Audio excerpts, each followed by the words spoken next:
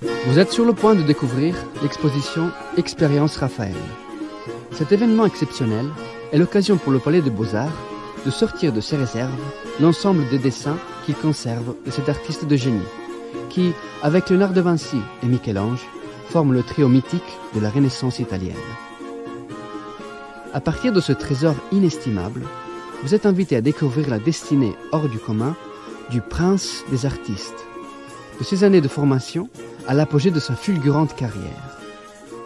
De Pérouse à Rome, en passant par Florence, vous allez vivre une expérience esthétique et immersive qui associe œuvres originales, projections vidéo, peinture, sculpture, œuvres modernes et contemporaines, dont la confrontation va vous révéler toute l'étendue et la force du mythe de Raphaël.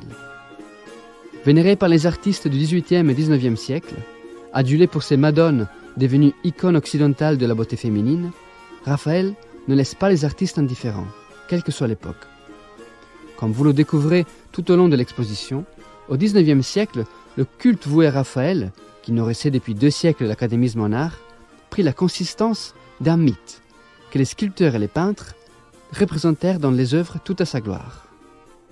Raphaël se transforma en un personnage de légende, à travers des sculptures et peintures qui héroïsèrent l'artiste comme ses exploits artistiques, de son apprentissage dans l'atelier du Pérugin jusqu'à ses derniers instants dans son lit de mort, représenté par Bergeret. Au XXe siècle, le maître de la Renaissance était cité tour à tour comme modèle ou contre-modèle, augurant le point de vue des créateurs et créatrices d'aujourd'hui à l'égard de Raphaël. Classique parmi les classiques, son art, copié et imité, adoré ou dénigré, a suscité tant d'éloges et de critiques contradictoires, qu'il semble au-dessus de tout commentaire. Dans tous les cas, si Raphaël meurt le 6 avril 1520 à l'âge de 37 ans, la fascination qu'il exerce sur les artistes est intacte.